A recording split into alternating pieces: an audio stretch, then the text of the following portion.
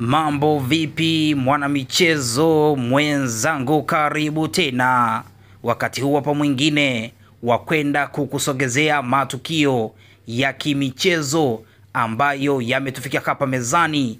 Kama ilivyo kawaida yetu, sisi tunamulika ligi na michuano ambayo inawasha moto kweli kweli.